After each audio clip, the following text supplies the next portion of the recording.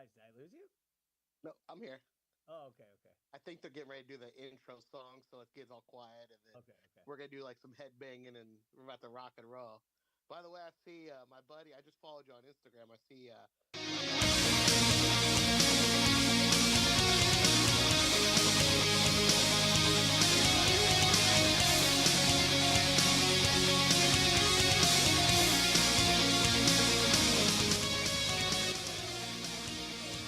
And we are live here on Hot Tag Takes on HamiltonRadio.net, channel HR2. I am your host, John BRECKO, and I just want to say before I introduce anybody, I am so glad that we have a table here, because if you could see what my feet are doing under this table as I whip my hair back and forth, I would look like a child. It would be so fucking embarrassing. I All should put right? a camera under there. I just want to.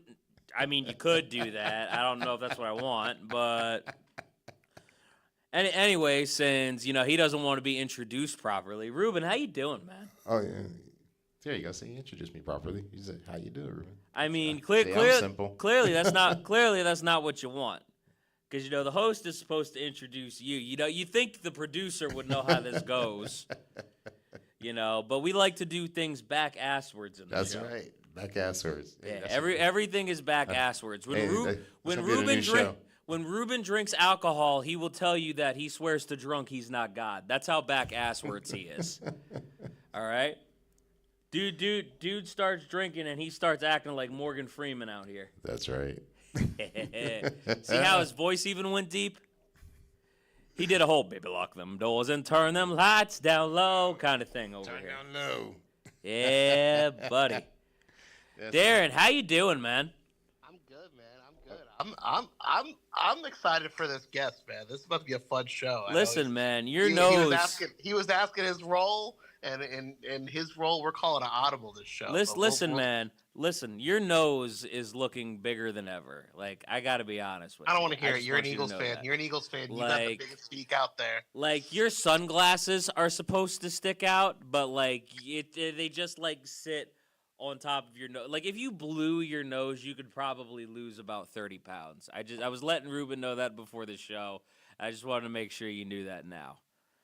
And I mean, you can talk about me being an Eagles fan all you want. So the guest that we're about to have talks a whole lot about LA. It's where he grew up, and you get a lot of LA history from LA in a minute. A lot of news, a lot of history, and what I have written here is today we have an episode of the show where the East and West Coasts of America meet, technically Midwest as well with Darren on, but we're not counting him. That's actually what I wrote, just so you know.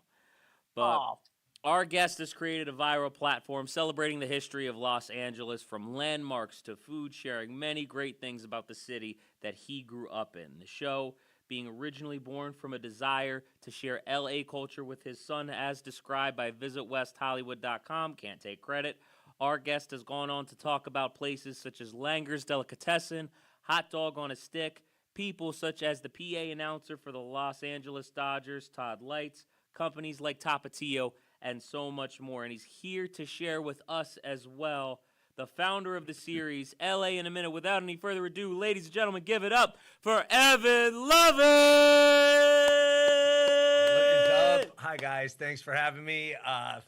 Interested. I was talking to Darren about what the role is going to be, so we're going to have to see kind of impromptu freestyle scenario. What's going on? Yeah, man. I kind of like to shoot the shit. I like to make fun of my co-host for, taking the time out of his busy day to be here. And, I almost introduced you as Irene Lovett, but I completely forgot. But listen, man, as long as she loves it, I think you'll be, quite all right. But how are you? How is everything? Tell us how you're doing, man. I'm doing great, man. It's Los Angeles, greatest city on the globe, despite the narratives, and I'm having fun, enjoying life, and trying to keep an eye on the Dodgers' first-round wild card matchup against the Reds. To be honest with you, man, I'm not having. Yeah. You in LA, just sports in general, you're having a good time right now. When I look at baseball, I'm not having a good time, man.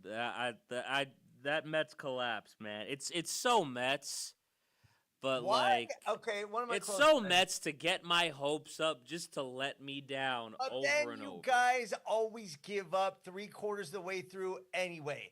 And you're such fatalists that it never resonates with me. And I don't understand. One of my close friends is a Mets fan. The Mets culture, the Mets ethos is to expect disaster and expect tragedy. And I'm like, well, how are you ever going to succeed if that's what the mentality is? That's You what got I'm this saying. training optimism. And then the first 3-game losing streak, all of a sudden everybody jumps ship and the Mets are terrible. And that's the energy you carry the whole year. I feel like that's all New York sports though. You got the Giants, which surprisingly beat the Chargers, but That was weird. you Well, got the here's Knicks that are just always doing Nick things, and here's the thing. chokers. First of all, before I talk about the Giants, let me explain this really quick. So my aunt is a Mets fan, and that's pretty much what has corrupted me for the rest of my life. Everything else is Philly related. The Mets are the one team that I have because of her. She took me to Mets games, when I was a kid, and I remember cheering for them. And it was what the amazing thing is, both the Mets games I've been to, they actually won, which I'm not really used to too much of that. So I'm glad I got to have those moments as a kid. Those games clearly didn't mean all that much. But let me just say this. The Giants, Jackson Dart, I think, has a realistic possibility of changing the culture in New York. I don't Now think you too just lose much. Malik Neighbors, though.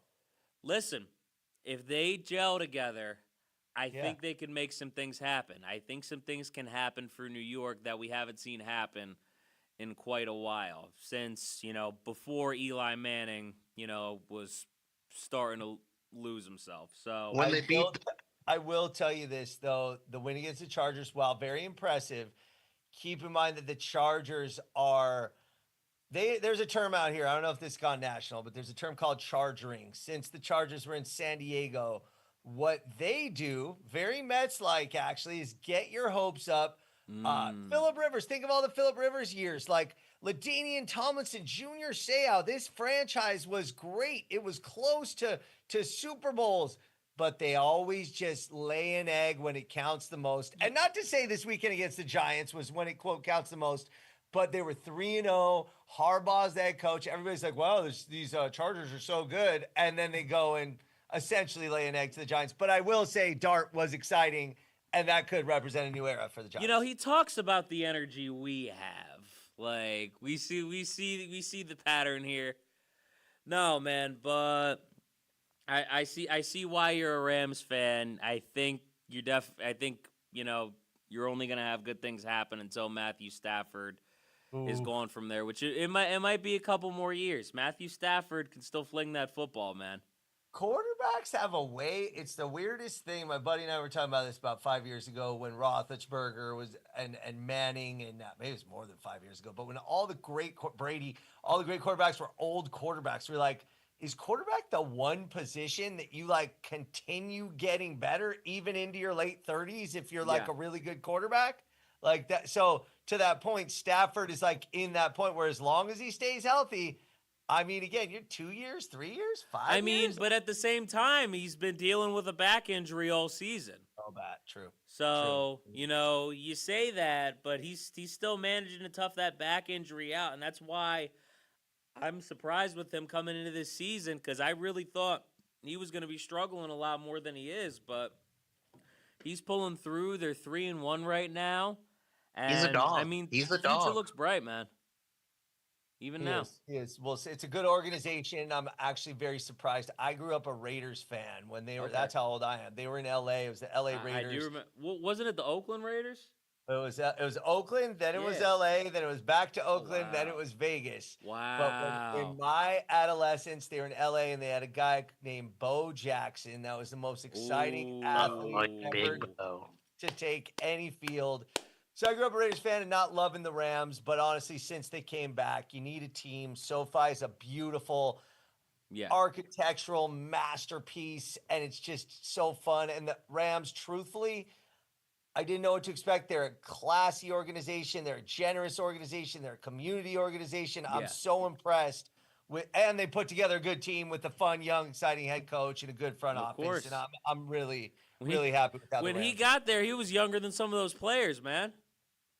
Absolutely. He still looks it. He still looks it. He Oh, my looks like God. a kid out there. Honestly, he's 39. After all these years, he's still only 39. That's the thing that blows my mind. That what? Wait, so Right? how old was he when he became the head coach? He was I 30, want to right? say 33 or 34. Don't quote me, but it was Jesus. one of those. Yeah. Because I'm close to that NFL now. team. What? I'm close to that now. There you go. Could you Jesus. imagine? Could you imagine being the head coach of an NFL team? I mean, not really. I can't say that. See, me neither. And I'm at least a decade, 2 decades older than you, and that's a task, man. Certain people are cut from that cloth. He absolutely is. I am not. Man, that's awesome. So I can't even imagine myself coaching high school football. All right, you want real talk? I coach Little League, and sometimes with these 11 and 12-year-olds, I'm like, man, I'm out of my league here. listen, I listen. When you work with younger kids, because I'm a swim instructor, so I work with kids as young as 3 and 4 even. Okay. All the way up to, high school age usually. I've even worked with a few adults. Okay. And it is a whole different type of ball game when you're working with a 3-year-old compared to a 30-year-old. And even, between 3 and 30, even, a 13-year-old. Like the 3-year-old probably listens more though, right? I mean, you'd be surprised, man. The 3-year-old doesn't think he knows everything. I'll tell you that much. Whereas the 13 definitely does, and the 30 probably does. So Yeah, man. but yeah, it's a good thing for sure. They're all totally different ball games, and I think the most challenging thing when you think about it is trying to go back and forth between the three. I think with the little kids, I think the big thing is just getting them comfortable. Once you find a way to get them comfortable, whether you got to take things slower, you got to throw them in and let them see that they're going to be all right. I think it's once you get them comfortable, I think it becomes much easier. Whereas I think as the older you get, the easier you form habits, the easier you form ideas. And whether they're helpful or not, it can be harder to kind of shake those. So I think that's the challenge as you get older. But we've started talking LA about the Rams, so we're going to continue to do that. So we've already shared the reason why you started the show in the intro, and we shared some of the things that you've talked about on LA in a minute. What I want you to share with us, especially considering why the show started, what were some of Evan Lovett's favorite parts of LA growing up? Places to eat, spots to go. What are some of your favorite things about All LA? right. you All have a right. spot for? Growing up, and again, I'm old, man. So some of the spots aren't there, but number one, first and foremost, a place called Pioneer Chicken. There used to be about 200 Pioneer Chickens throughout LA, and it was LA's fried chicken. KFC couldn't get a foothold in LA because this place, Pioneer Chicken, it was almost like orange. They use what's called a wet batter, and it was a little bit different, and it was like almost orange. And the crunch, you could literally hear like across the room, like a glass shatter crunch on the fried chicken, but it was still tender and moist inside because the wet batter. They had rolls, biscuits, but it was dope because it was just an LA thing, and I'm such a big fried chicken guy, and honestly, it doesn't exist. In 1989, this is a funny story. The CEO of Pioneer Chicken, H.R. Kaufman, he was kind of a mysterious guy, but he wanted to buy a city. I don't know if you guys have ever heard of Lake Arrowhead. Lake Arrowhead actually hosted the Winter Olympics, I want to say in like 1932, 1936. It was a fill-in for Sweden and some like old movies. Anyway, it's up in the mountains, the LA area mountains. Yeah.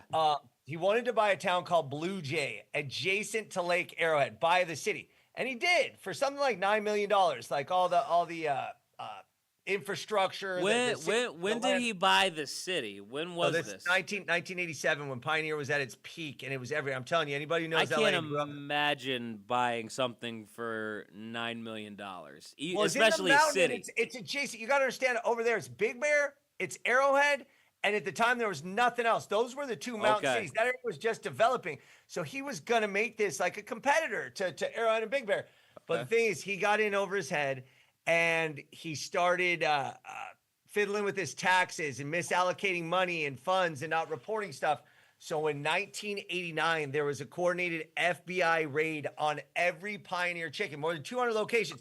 Came in, guns drawn, empty the register, halt business, closed them all down that day, forced a sale of Pioneer. Popeye's Chicken ended up buying it. So they all ended up turning into Popeyes little by little. But there are 2 Pioneers left, 2 original Pioneers, 2 franchisees just didn't want to sell. They are the ones who actually have the license for the character, the logo, and most importantly, the recipe. So there's still 2 legit Pioneers around, but they're both on the east side of LA, one in Bell Gardens, one in Boyle Heights. But it's a cool story, and that place symbolized LA more than anywhere for me, because I used to go there with my dad every Friday, and it was truly a treat because, again, I'm a huge, huge fried chicken guy. Yeah, man. I love it. I love me a good piece of fried chicken, man. All day, every day.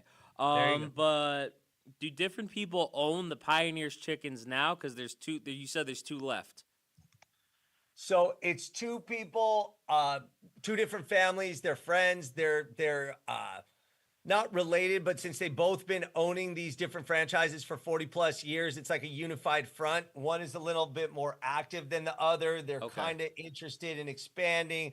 They do more aggressive, I don't want to call it advertising, but they've started remarketing the brand. And it's exciting because the food is still the same. The recipe is still the same. So I'm rooting for them to get back to their former glory, but it's a long road. Yeah, no, I can imagine when the company like Popeyes buys you out, I can imagine trying to get the foothold back at some of the locations that you had before, some of the spots you had before. I can imagine that's the challenge a little bit. All right, I got to ask the question because I'm fat and I like food. So Popeyes now, I know it's obviously not going to be Pioneer Chicken, but is it anything similar, or is it like Pioneer's tenfold way better? Don't even. I got 2 things for you on this. Number one, Pioneer's different and better in my opinion, just because again they have a different kind of it's the crunch is out of this world, and it's so tender and juicy inside. I love it. But 2, this applies to any food, whether it's you're in Philly and the best cheesesteak, or you're in New York and the best bagel, or LA the best taco. The best one is the one you're eating right now that's prepared properly. And as long as people are taking care of, getting good ingredients and putting it together fresh, I always even your favorite hamburger, you might have one you swear by, but you know what? That's an emotional connection more than anything. Oh, yeah. That's the nostalgia. It's the triggers in your brain of that experience, of that time, of that place, what it means to you. And that doesn't mean anybody else is wrong, but this flavor is better than that flavor. We all have different palates. We all have a different subjective view of what taste is. So I always laugh when somebody says the best or is better. For me, Pioneer is my favorite chicken. But you know what else? I love hot chicken now. I don't know how big it is out there. Everybody has Nashville chicken out here, and I fucking love it. So sometimes I'll skip Pioneer for some Nashville style hot chicken. Oh yeah, I'm a Hot Boys chicken. I love that. I love me some hot chicken. They just put a Dave's. Hot Boys, but that's dope. Hot Boys is. I don't know if they got one in LA. I know they got. Where is it? That's already just sounds legit. So they got one in Atlanta. They've got 2 locations in Indiana. What place is this? Hot Boys Chicken. Hot Boys Chicken. Okay. And it is.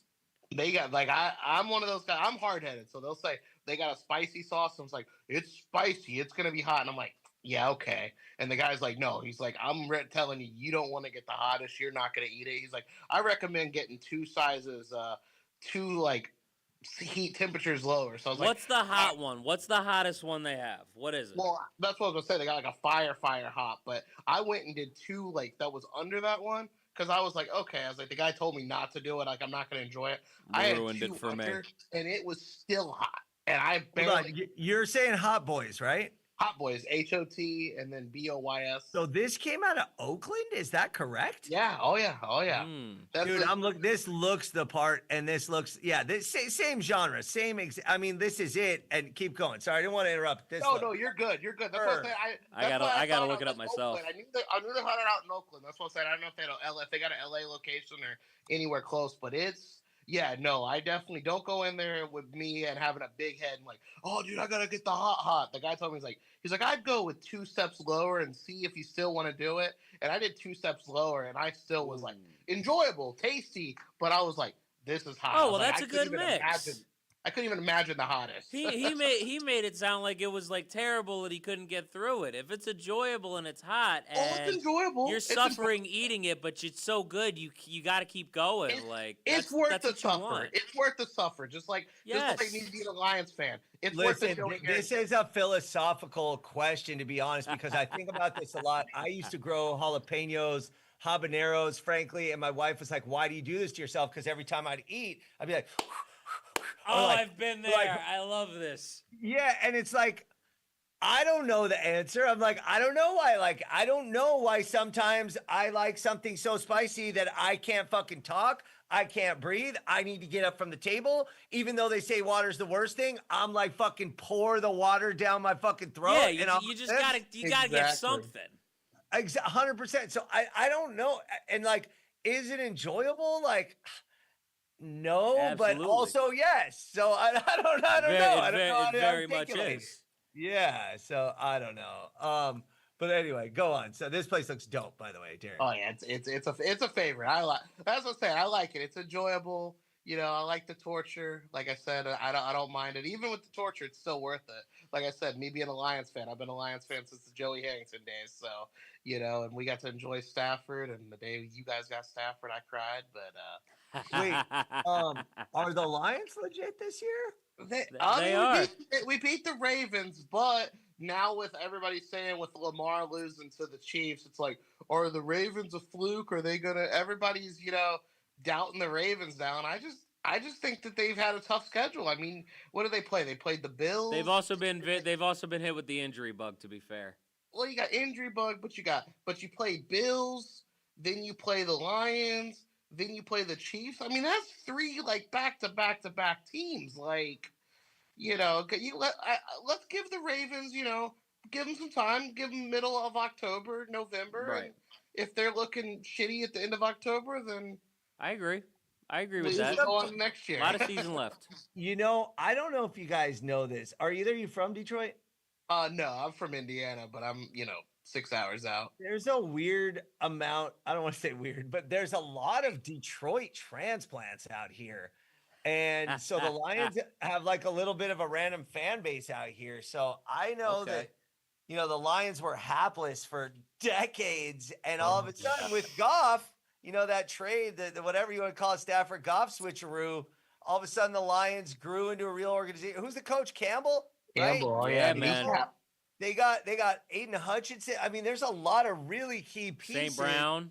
And they see, and both the Montgomery's running grown into a really good running back as well. two-headed running back situation. So I'm impressed with that org, but it also seems like certain teams have to win to prove they can win, if that makes sense. You know what I mean? Yeah. Like, where like I'm not really gonna believe it till they get there. Does that mean, I want to root for them, they're exciting, but it's a climb just because of that the burden of their past failures, I definitely I think the agree Lions with can that. make it to the playoffs. Yeah, but the playoffs they've already done. You know what I mean? And I think he's talking about proving they can win to win to prove they can win. Right. You know what I mean? Mm-hmm.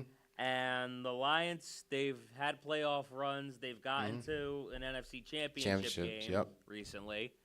And I think he's talking about getting to the Super Bowl and winning it. So like That's what I'm talking about doing too. it to Remember, prove I they mentioned can that do it. before. Remember, Darren? I said, even though I'm not a Detroit Lions fan, but I believe that the Lions will get to the Super Bowl. Wait, I hope. I think at some point. I can see it at some point. So I'm remember not when I getting said that into- last time? Remember I said that we had a debate about that? I said I think the Lions are gonna make it to the Super Bowl. I really believe that. Good. It could. There's nobody outstripping the competition. Let's put it this way. Yeah. Yeah. No, 100% for sure. So what are some of your favorite places to go to now? Have they changed from when you were a kid at all? I don't know if it's changed from It's Pioneer's so Chicken. different. I mean, again, it's funny talking to people from across the country because I'm sure they're like, look, I'm going to explain this about LA. LA is huge. Geographically, it is massive. And there's 572 neighborhoods in Los Angeles, more than any other city, any other place in the United States. every neighborhood has a specific sort of pride, culture, its own restaurants, and things that it's proud of. My role as LA in a minute is to explore the entire city, right? So what excites me is going somewhere new. Last Thursday, I went down to historic South Central to see three things, right? And like, this is area I'm not spending a lot of time in, but I try to see everywhere.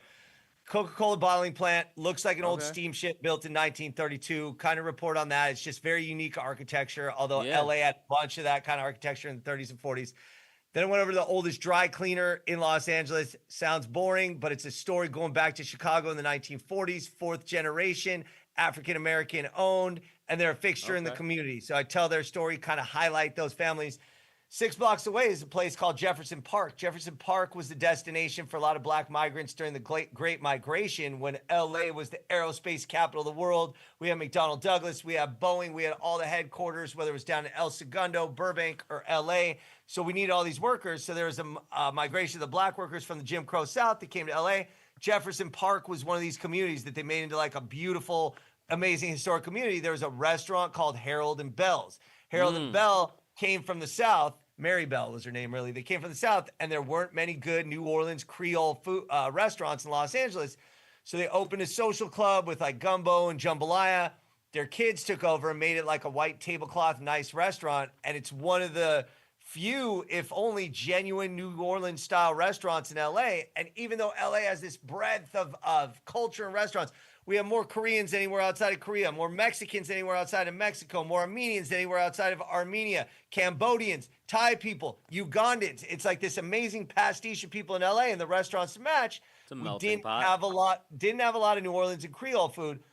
I've been to New Orleans twice, went down to this restaurant, Harold and Bell's, and honestly, I was like, holy shit, tastes exactly like New Orleans. Wasn't expecting it. I'm not gonna be like, that's my favorite restaurant, but I love these experiences of being able to go to like a new place every day in every neighborhood. And you're like, this is not just awesome food, but it's a reflection of a story about a culture or about a history. And you're like, these are the things that make LA so dope that nobody's talking about and nobody's focusing on. So that's why I am like, that's what excites me. You know, we have our sushi spot that we go to like casually, but I like going to the new spots and just seeing a new part of LA or new restaurants and like telling those stories. So basically what you're saying is LA is not only a big melting pot, but it's a melting pot that has authenticity from all these other places as well.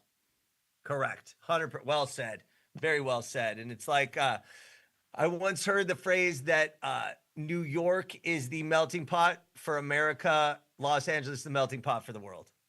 So that was a phrase that kind of stuck out in my mind. Even though New York's very international, obviously, like the way it's kind of developed with with the Asian Pacific and all that kind of stuff. I mean, it's pretty impressive, and I always like try to appreciate that about LA. Because again, you get good Chinese food, good Korean barbecue. Oh my God. Like the amount of great places in Chinatown, man. Yep. I gotta tell you. Man, this is hold on, John. Hold on. This is making me want to kick myself because, like I said, I've only been to LA once, and I had chicken tenders from a pizza spot in Beverly Hills, and it's like just listen to Evan just hit us with all the like the culture and all the the rich ingredients and just the melting pot of everything. I'm just like, man, I'm like, why did I only have chicken tenders the one time I was in LA? You didn't know, man. You're an uncultured swine. That's what happened. Well, I'm gonna tell he may be an uncultured swine, but here's the thing: is LA is Beverly Hills, it's Santa Monica, it's the beach, it's Hollywood. That's the story that's told. And it is all those things. Those things are important.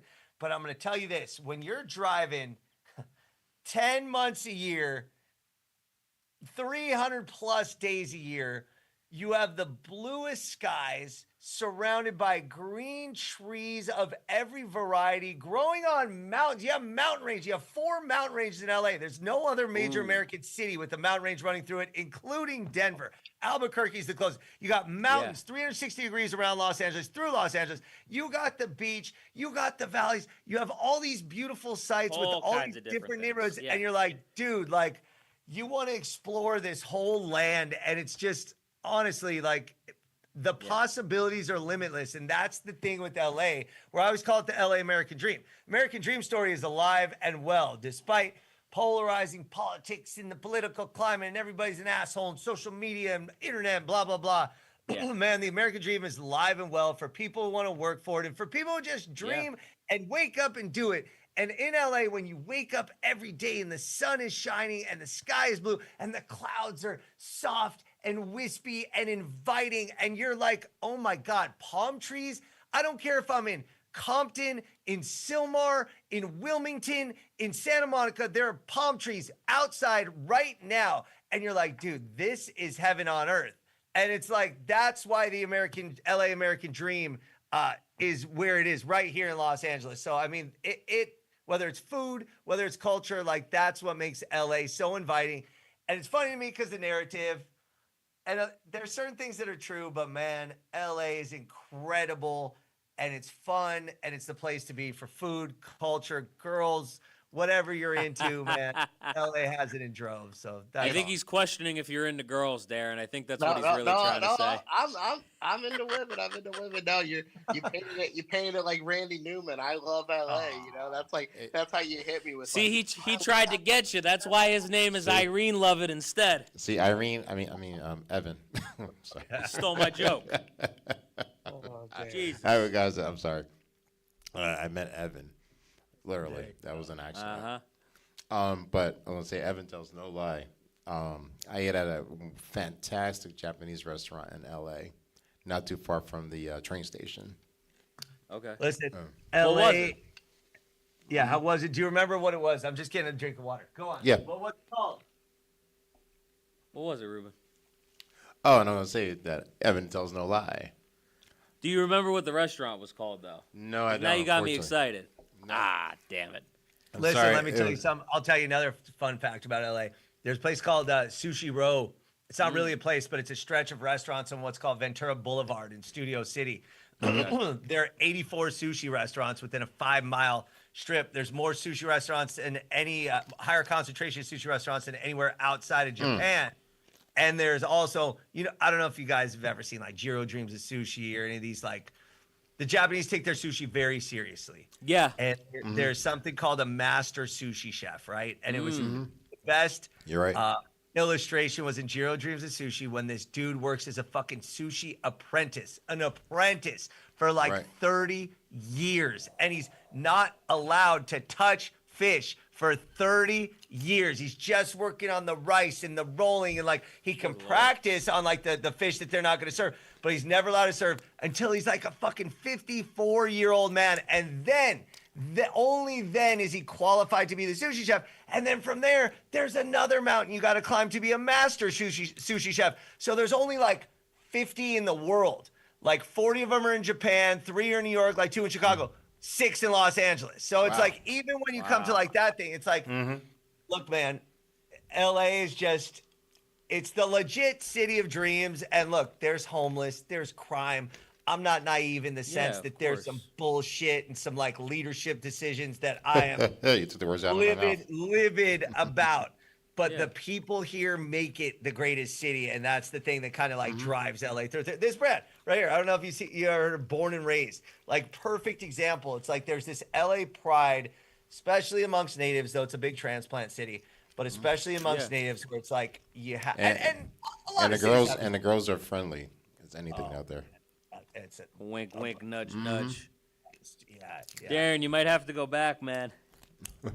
Hey, I mean, you know what? I'm interested. I mean, like I said, being from Indiana, and LA teams, giving us heartbreak, and then living out in living out in Arizona. I'll be honest. When the Phoenix Suns played the Clippers, I was on the sidelines, not the sidelines, but I was at the bar yelling, "Fuck LA," So I'll be honest, I was one of the guys saying it, but now he comes on here and says, "Fuck the Eagles," so. Well, no, it's always fuck the Eagles every single day, every day of the week. Hey, push.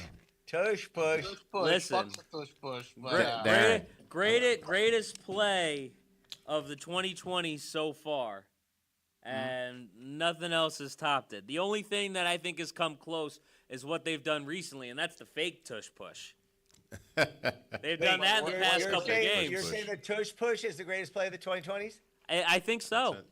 It's the greatest advent, unfortunately, in offense. It's the greatest innovation on offense. That is a fact because it is nearly an unstoppable weapon. I would agree with that. Yeah, man. I think just and I think, because other teams have tried to replicate it, I think that's what makes it, as good as it has, because most teams haven't been able to do that. I think the Buffalo Bills were able to do it to some extent, and then, the Eagles are completing it probably still to this day 90% of the time, and even with the scrutiny it has now, they've been able to do some fakes and do different things this season where it's, become an even greater asset to them. So I think it's, only done more to help them, especially in situational football They legalized type of it. situations. Yeah, they basically said, like, go, have at it, boys. Like, absolutely.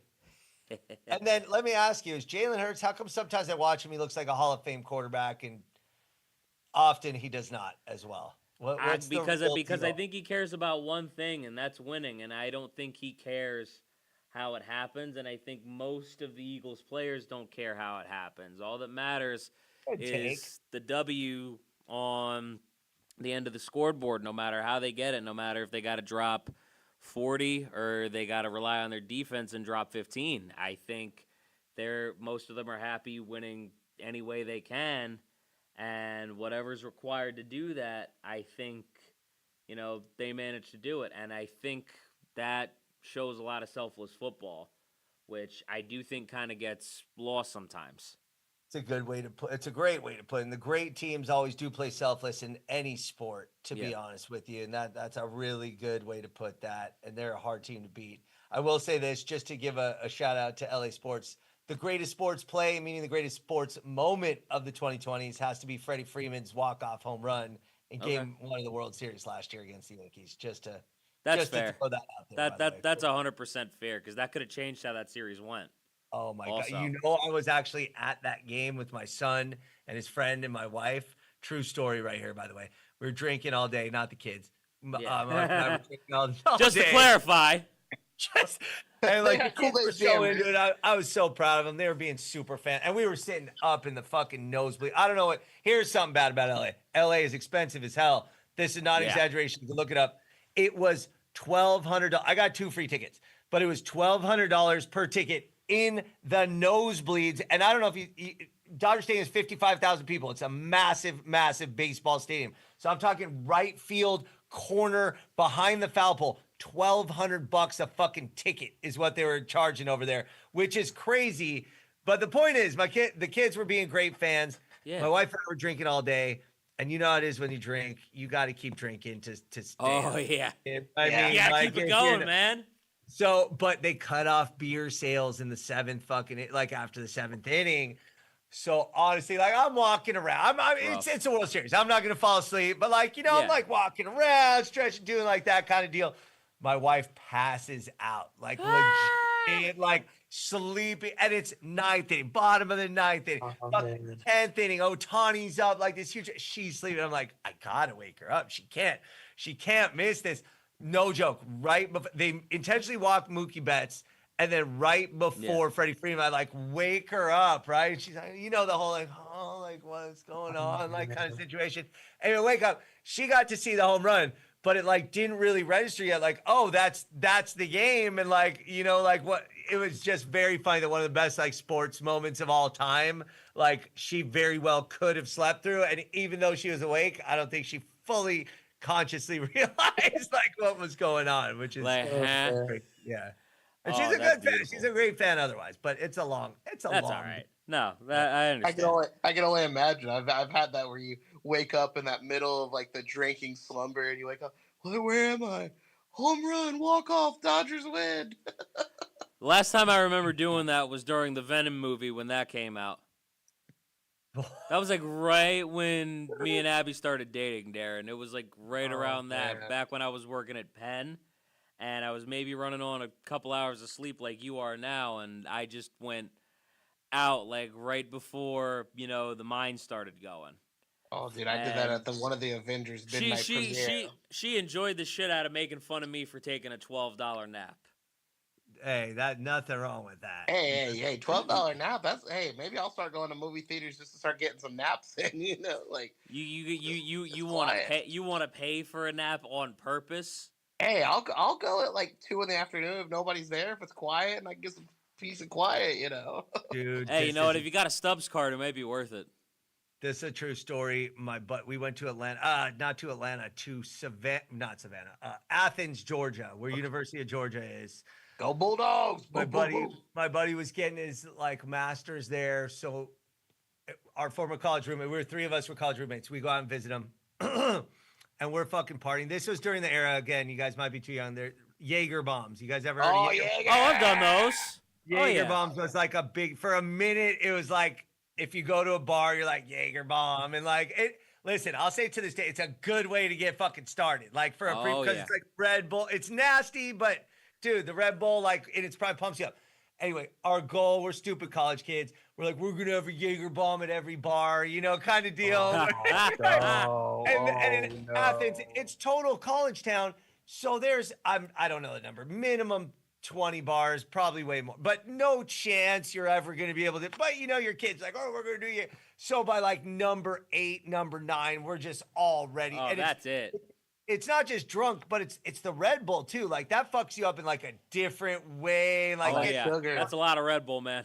Dude. So it was, again, we're doing all kinds of crazy shit, blah, blah, blah. I don't even remember what happened that night until my buddy, we couldn't find my buddy Tim. We couldn't find, and we're like, where the fuck is Tim? Like, where is he? Where is he? Sobered And up real fast.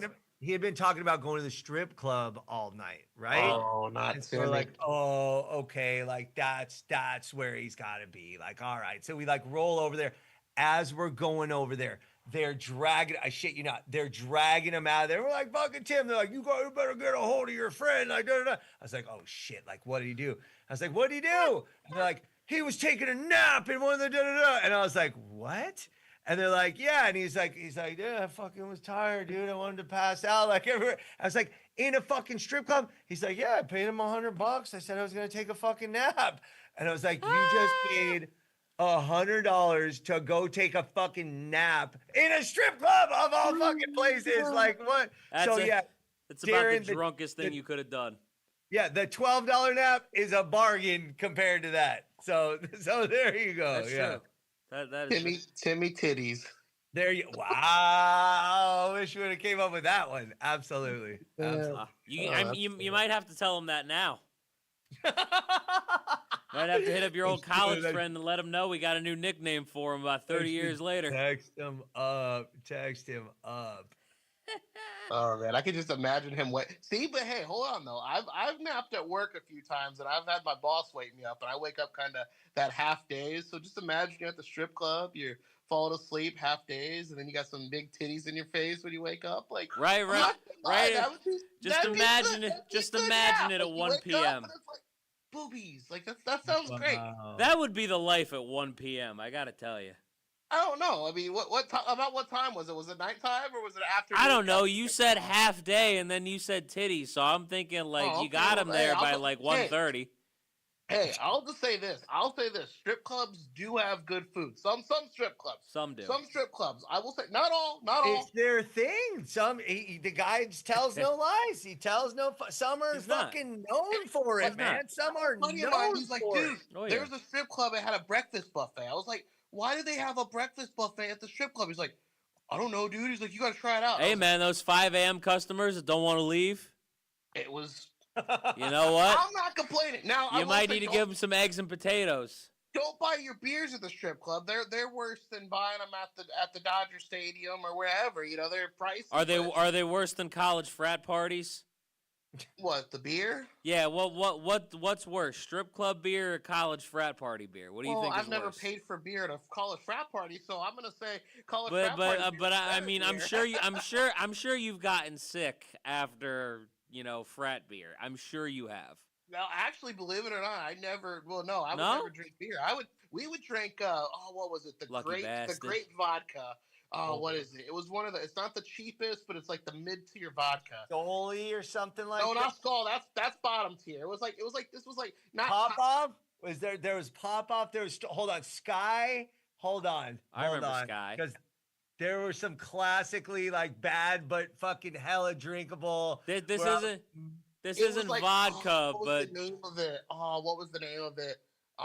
It was like Grey Goose. No, Smirnoff. It had to be Smirnoff. ooh. it was Smirnoff. Oh. That's exactly what it was. It was Had to Smirnoff. be. Smirnoff. It's Smirnoff. Big I remember cheers. that. As the kids would say, that is perfectly mid right there. That is the one. All I'm saying, Absolutely. if it's vodka Dude. in a glass bottle versus a plastic bottle, So, I'm gonna drink it. That's all Darren. I'm saying.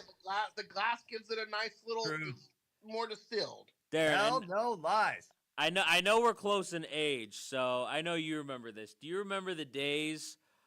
This isn't vodka, but do you remember those days of Four Loco? Oh Like yeah, I prime never Four did the Four Loko Locos. days. I never messed with the Four Locos, but I do know. See, So- when you're only making like $100-something, and you're going back and forth, from work to college, you're going home on the weekends to work. That's what you did because you were on a budget. You did that. You did like the little fireball shooters. Now these kids got it easy, and I Because say back then fireball shooters were like $1.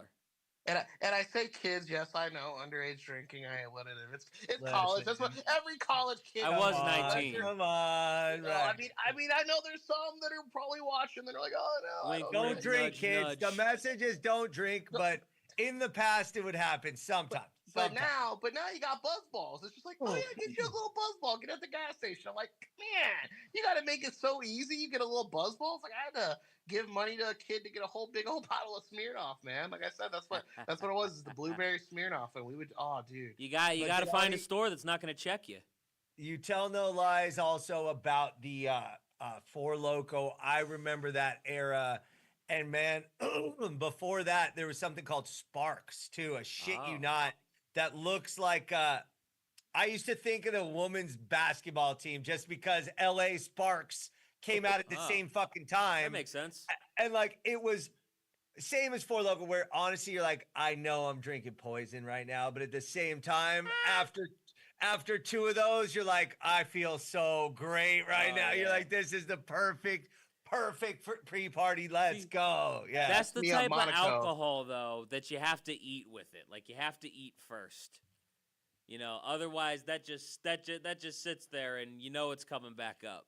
100%. You have two or more of those, like that's a full stomach type of alcohol. Also, you can break the wrong way really easily off of that too. Like the Oh, yeah. night could go completely off the rails Yeah, man. very easily when you start like that. Yeah, man. I mean, I learned that lesson probably like a year and a half in.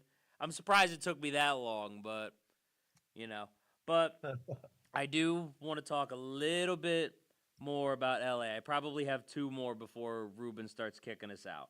So Okay, I do okay. want to talk about at least one of the places we mentioned in the intro. We mentioned Langer's Delicatessen, which you Oh. mentioned in the video you did about it.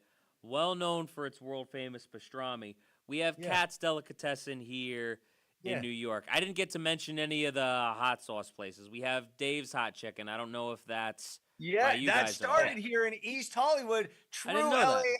to LA American Dream story. East Hollywood parking Wow. lot, $900 for Armenian friends. One of them had worked at the French Laundry like for a summer as a stage. He comes back, he's like, I want to make some like Nashville chicken, but like gussy it up a little bit, make it a little fancier. $900 in a parking lot in East Hollywood. Somehow one of the writers from Eater LA like ate there that first night, wrote about it. This was like the peak of like the internet and Twitter and fucking pop-ups and all that shit. And honestly, next night they had a line around the block and it never stopped. Drake's an investor. Ooh, The wow. owner of, I want to say the Red Sox an investor, but they just got purchased for $900 million. $900 million from $900 in a parking lot in East Hollywood. But yes, rep Dave's Hot Chicken. It's fucking delicious. Some people say, Darren, it's not too spicy, referring to Hot Boys from earlier. But what they do different is spices. There's it's a lot of Oh, yeah. spices, so a lot of different flavors. I personally, go back to Pioneer, like my fried chicken being like fucking fried chicken, like straightforward. But Mhm. Canes is super interesting, and I love it.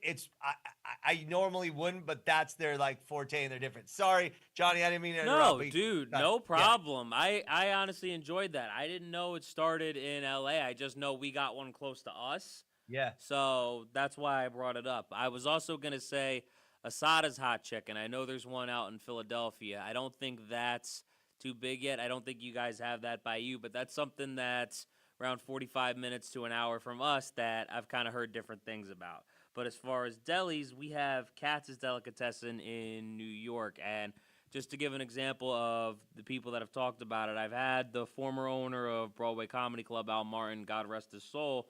He's come on this show a couple different times back when he was around, and he would always talk about Katz each show, just to give an example. So what I want to ask about Langers, is your favorite food the pastrami, or do you like something else when you go there? You have to get the pastrami there, and it's funny because everybody compares Langers and Katz deservedly.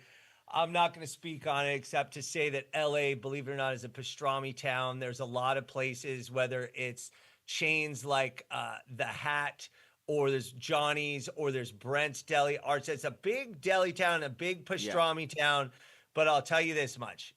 I like thick pastrami. There's thin pastrami. I don't know if that's an East Coast thing. One thing about LA is a lot of times they do this paper thin pastrami, which I like, but I don't love. I like the thick, like Katz, and Langers is on that same plane. But look, Katz is the king. I'm not going to fuck with New York and the OG delis. Langers is my guy. Norm Langer did a story on nice guys surviving in MacArthur Park, where the demographics have changed 180 degrees, but it's a destination. It's an LA institution. It's the best sandwich in LA, but like, awesome. I'm not going to disparage Katz or those guys. Absolutely. Yeah, no, I wouldn't ask you to do that. 100%. I gotta ask this. You said you're a big pastrami guy, and the Rubens and stuff. Do they do the Thousand Island? Do they do the Thousand Island there, or is that interesting? Both. So the naturals do not, but you can always get it that way. There's a place actually by me called Arts Deli.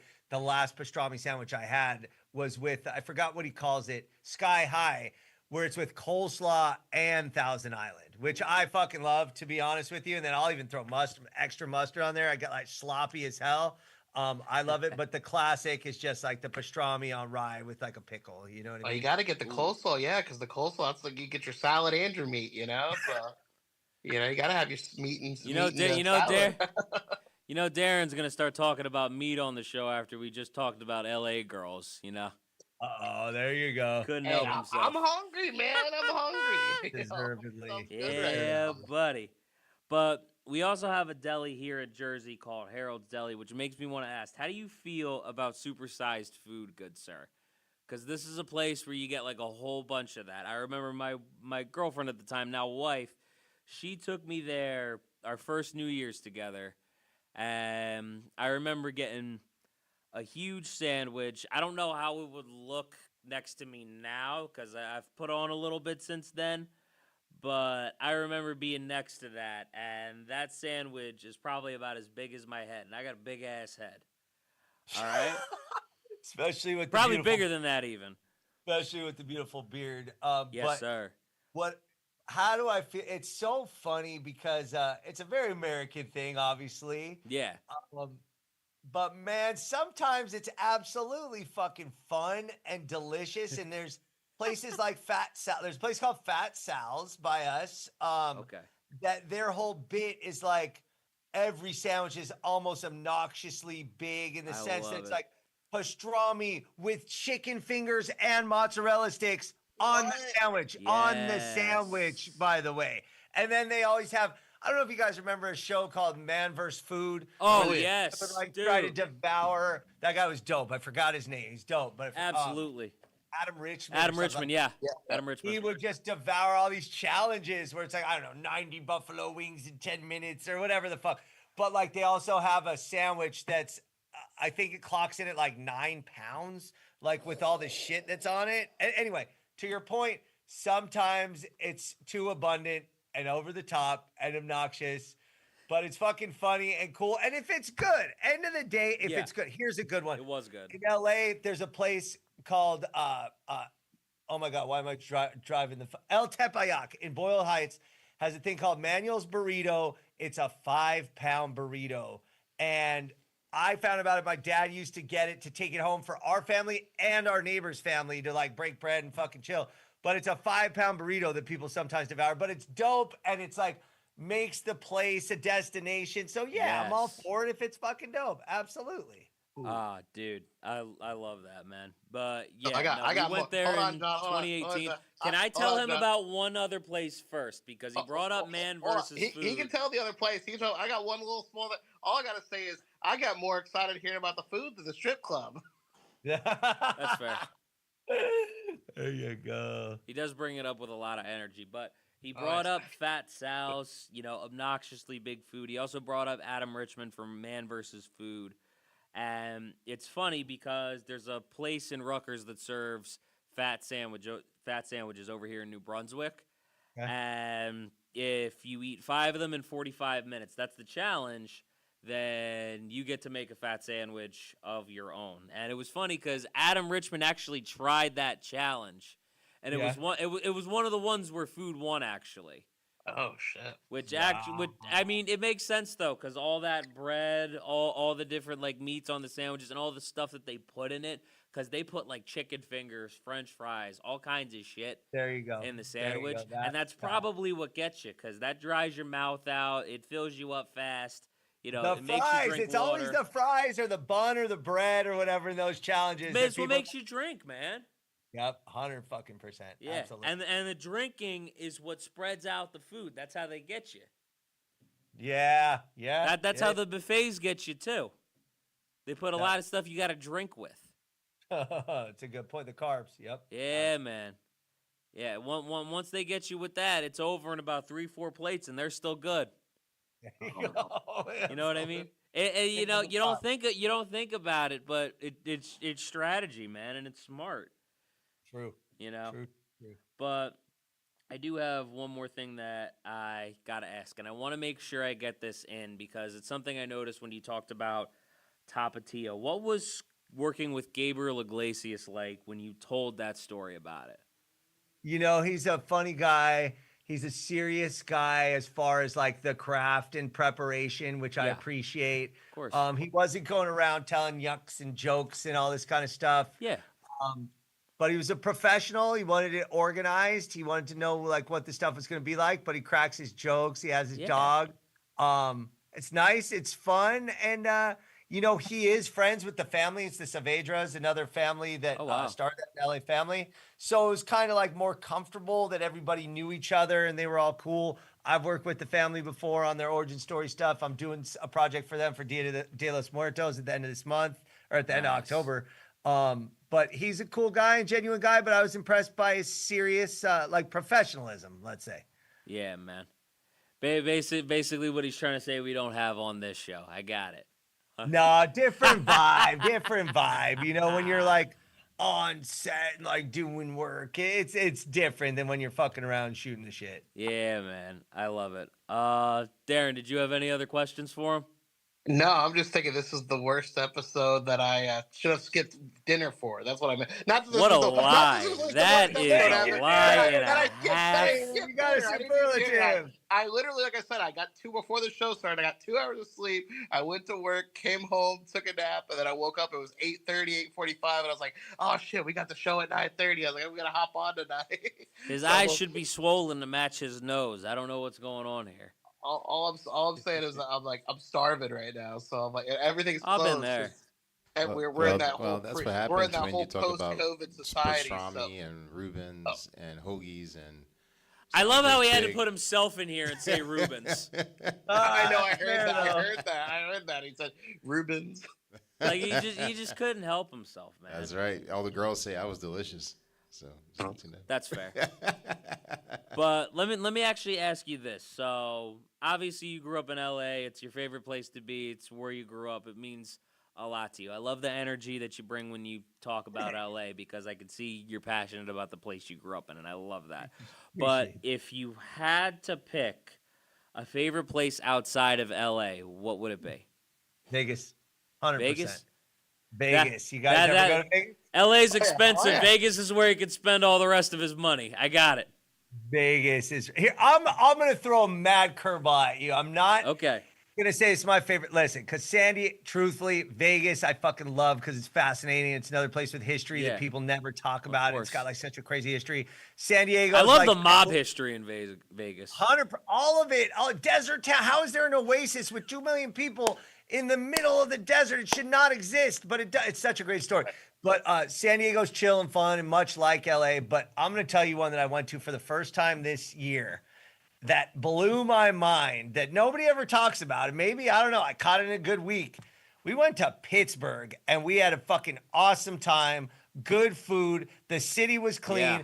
Buildings are historic. The bridges, the fucking inclines, Mac Miller history. Like, honestly, I loved Pittsburgh, and like I'm like, why has nobody ever talked about fucking Pittsburgh? When we told people out here we're going to Pittsburgh, they're like, why are you going to Pittsburgh? Is it a wedding? Like, who's fucking out there that you know? We're like, we want to go to PNC.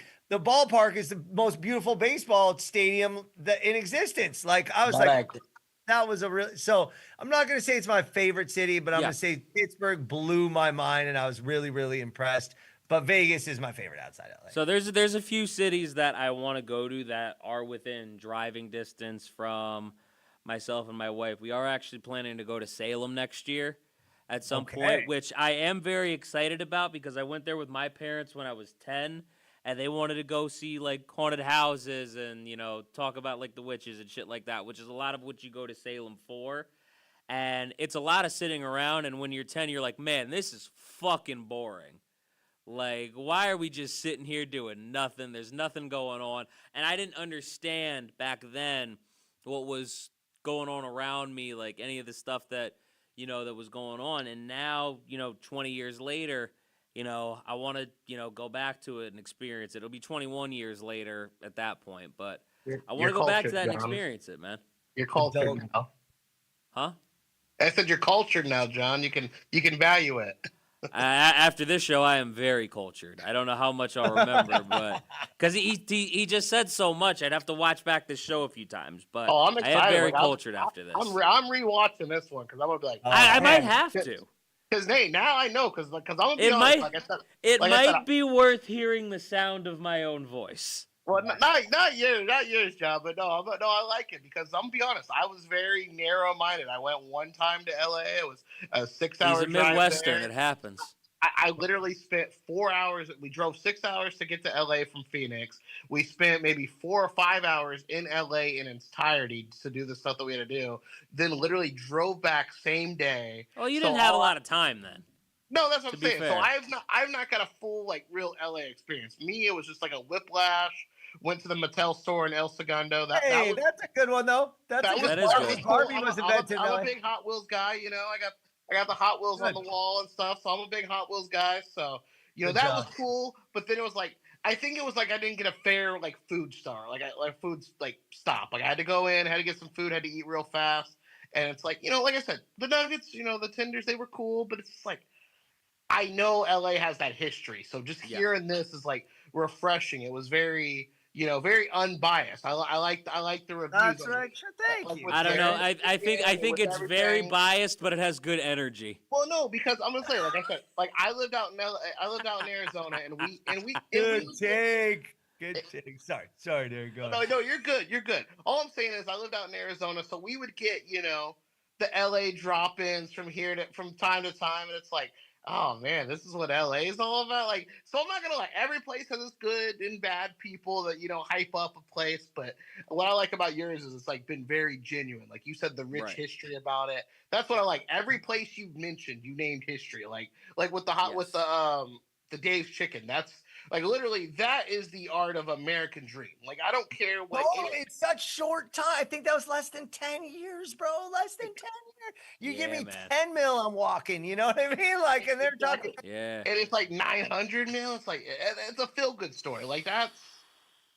By the way, shout out to Mattel. My brother-in-law actually works for Mattel, so he was big in the Hot Wheels department. But Barbie built that company. Barbie was built by Mattel, most highest-selling toy of all time. Although Lego might have something to say about that. But shout out to my brother-in-law. Oh yeah, that's true. But I do want to say this before you go. Ruben just gave up the wrap up signal, so basically he told Darren to shut the fuck up. But Fair. thank you so much for coming on. I love your energy. I love your passion, especially when it comes to LA.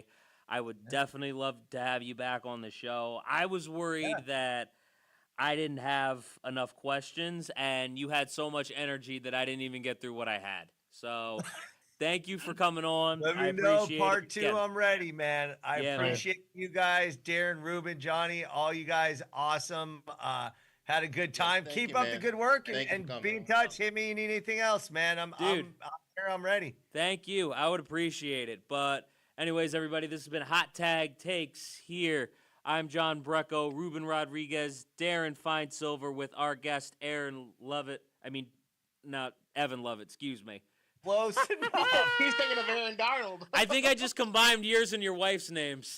Irene, there you go. Irene Lovett, there you go. Yeah, man. But, again, like, comment, share, subscribe. There was so much energy, I didn't even say this. We just passed 18,000 subscribers! Oh, let's go. Yeah, buddy. Make sure you guys tune in 2 weeks. Ruben will be away filming, so we will be back then, and it'll be great to see you guys. We will have Georgia Dow on the show, who has 250,000 subscribers on YouTube. She does therapy about cartoons, and I am so excited to have her on.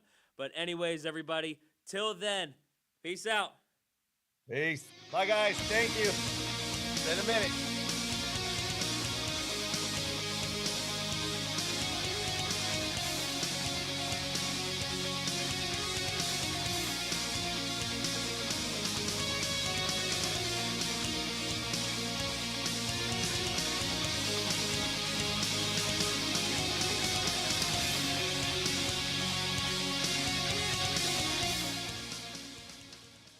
I felt my neck crack on that one.